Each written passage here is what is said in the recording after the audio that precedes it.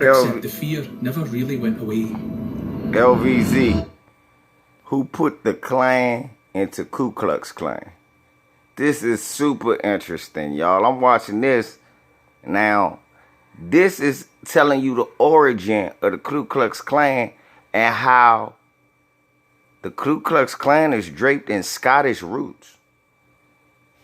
So I always wondered why Roddy Piper was a racist bastard. Now I know it's in his blood. The Scots created the Ku Klux Klan here in America.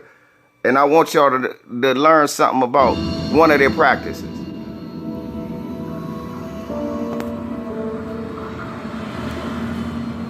This is Atlanta, now the bustling modern business hub of the Deep South.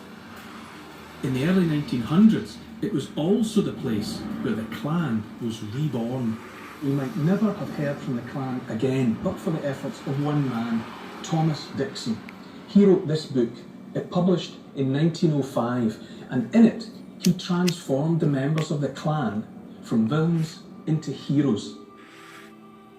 Dixon was born in North Carolina, the son of a Scots minister and plantation owner. He went on to become a Southern Baptist minister, lawyer, and author. His novel was called The Klansman, and it was a big seller. Birth of a Nation.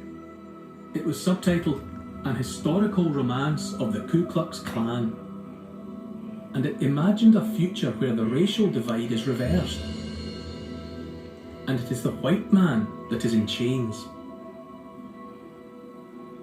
Now, I'm sure if you were to take the time to wade through this tome, you would agree that it's pretty dreadful.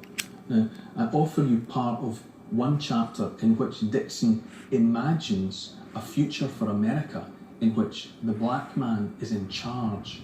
As he passed inside the doors of the House of Representatives, the rush of foul air staggered him. The hall was packed with Negroes, smoking, chewing, jabbering, pushing, perspiring. The doctor surveyed the hall in dismay. At first, not a white member was visible. The galleries were packed with Negroes. The speaker presiding was a Negro, the clerk a Negro, the doorkeepers Negroes, the little pages all coal-black Negroes. The remains of Aryan civilization were represented by 23 white men from the Scotch, Irish, Hill counties.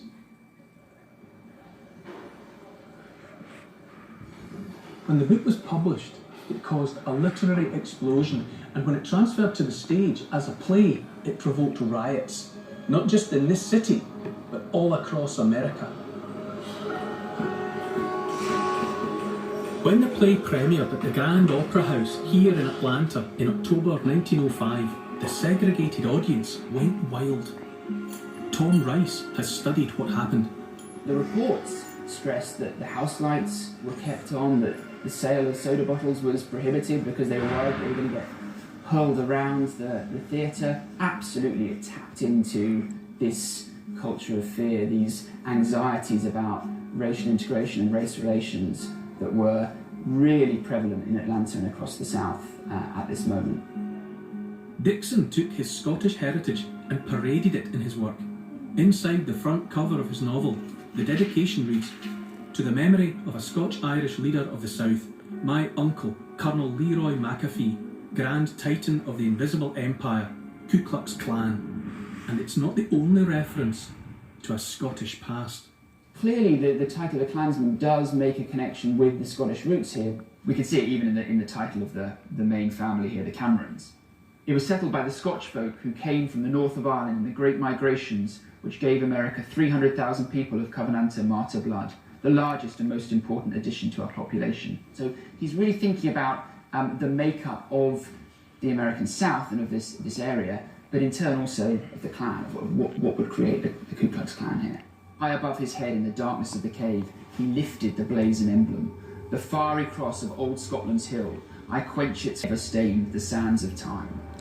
And here we've got the fiery cross. This is not a feature of the original Klan. It's created here by Dixon. It would become one of the most identifiable symbols of race hatred, of the... That's the fiery cross of Scotland's hill. So when they do that and the light of... No, these idiots don't even know their own Scottish heritage, or they're playing dumb as usual. They like to cross to their Scottish heritage. So, next time you look at a Roddy Piper jump, pray that he get his ass whooped. LVC.